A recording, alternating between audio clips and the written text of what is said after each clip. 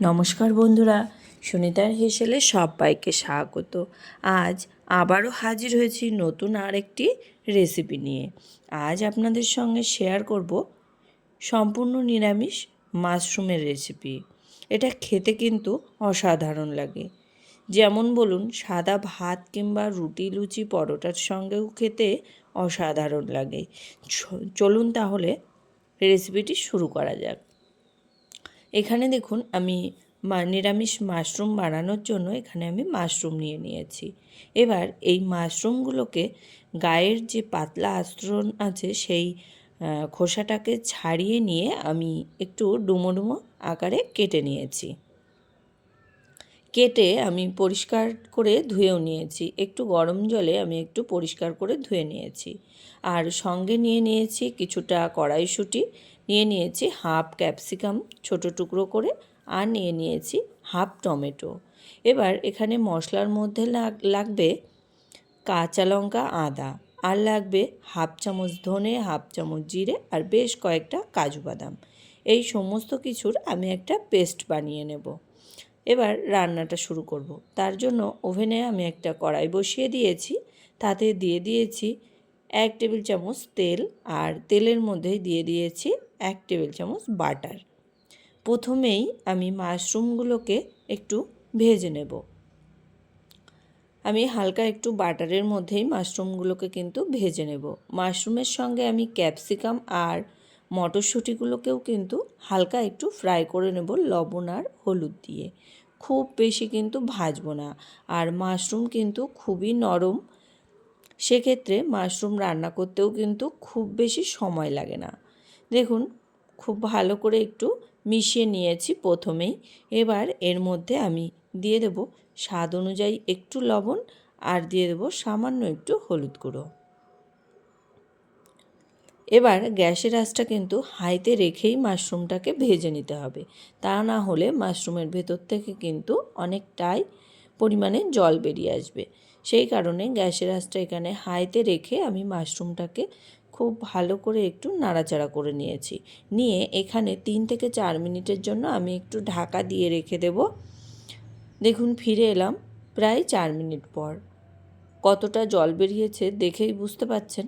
এবার এই মাশরুমটাকে আমি আবারও হালকা একটু নাড়াচাড়া করে নিয়েই নামিয়ে নেব, আর কিন্তু ভাজবো না। মাশরুমটাকে নামিয়ে নিয়েছি।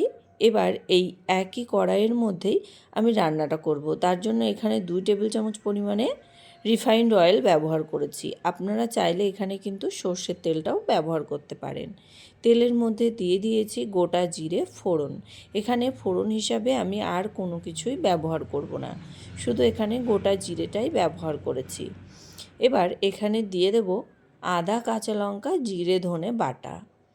খুব ভালো করে আমি শিলনোড়াতে কিন্তু একবারে পেস্ট করে নিয়েছি, মিহি পেস্ট করে বেটে নিয়েছি। এবার দিয়ে দেবো এখানে হাফ টমেটো কুচি, দিয়ে দিয়েছি সামান্য একটু জল। মশলাটা যাতে পুড়ে না যায় সেই কারণে সামান্য একটু জল ব্যবহার করেছি। খুব ভালো করে মিশিয়ে নিয়ে এর মধ্যে আমি দিয়ে দেবো স্বাদ অনুযায়ী লবণ, আর দিয়ে দেবো পরিমাণ মতো হলুদ গুঁড়ো। আর তরকারির কালারটা ভালো আনার জন্য এখানে আমি সামান্য একটু কাশ্মীরি লঙ্কার গুঁড়ো ব্যবহার করেছি।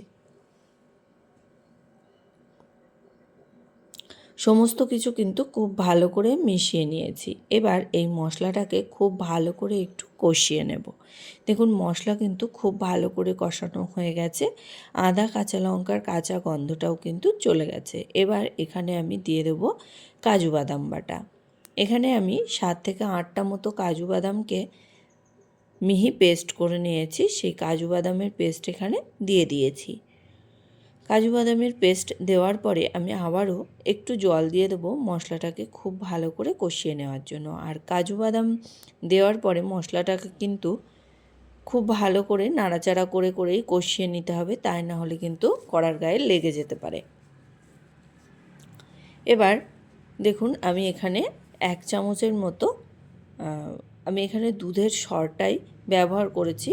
দুধের যে সরের যে মালাই, সেই মালাইটাই আমি এখানে ব্যবহার করেছি। আপনারা এখানে চাইলে কিন্তু ফ্রেশ ক্রিমটাও ব্যবহার করতে পারেন। সমস্ত মশলা আমার খুব ভালো করে কষিয়ে নেওয়া হয়ে গেছে, মশলা থেকে তেলটাও ছেড়ে গেছে। এবার আমি এর মধ্যে দিয়ে দেব ভেজে রাখা মাশরুম, কড়াইশুঁটি আর ক্যাপসিকাম। খুব ভালো করে মশলার সঙ্গে কিন্তু সমস্ত কিছুকে আবারও 3 থেকে 4 মিনিট একটু কষিয়ে নেব। দেখুন প্রায় 4 মিনিট মতো একটু কষিয়ে নিয়েছিলাম। এবার এর মধ্যে আমি পরিমাণ মতো জল দিয়ে দেব। খুব বেশি কিন্তু জল এখানে ব্যবহার করব না, কেননা আমাদের সমস্ত সবজিই কিন্তু খুবই নরম সবজি, সিদ্ধ হতে খুব বেশি সময় লাগবে না। সেই কারণে এখানে আমি অল্প পরিমাণে একটু জল ব্যবহার করব। আর জলটা কিন্তু অবশ্যই করে গরম জলটাই ব্যবহার করতে হবে। গরম জল দিলে তরকারির টেস্ট কিন্তু খুবই ভালো আসে। এখানে আমি ছোট একটা বাটির 1 বাটি মতো জল ব্যবহার করেছি। জল দেওয়ার পরে খুব ভালো করে কিন্তু মিশিয়ে নিয়েছি। মিশিয়ে নিয়ে এখানে গ্যাসের আঁচটা একদম লোতে রেখেই আমি ঢাকা দিয়ে রেখেছি প্রায় 7 থেকে 8 মিনিটের জন্য। দেখুন ফিরে এলাম 7 থেকে 8 মিনিট পর। আবারও একটু মিশিয়ে নেব। মিশিয়ে নিয়ে এবার আমি সামান্য একটু গরম মশলার গুঁড়ো দিয়ে দেব। গরম মশলা গুঁড়ো দেওয়ার পরে আবারও খুব ভালো করে মিশিয়ে নেব। মিশিয়ে নিয়ে আর একটু ফুটিয়ে নিলেই কিন্তু আমাদের মাশরুমের যে কষা সেটা কিন্তু রেডি হয়ে যাবে। গ্যাসের আঁচটা একদম লোতে রেখেই আমি ঢাকা দিয়ে রাখবো প্রায় 5 মিনিটের জন্য। ফিরে এলাম, দেখুন প্রায় 5 মিনিট পরে আমাদের তরকারি কিন্তু একদম রেডি। এটা কিন্তু গরম গরম ভাতের সঙ্গে যেরকম খেতে অসাধারণ লাগে, তেমনি কিন্তু রুটি, লুচি, পরোটার সঙ্গেও খেতে কিন্তু অসাধারণ লাগে।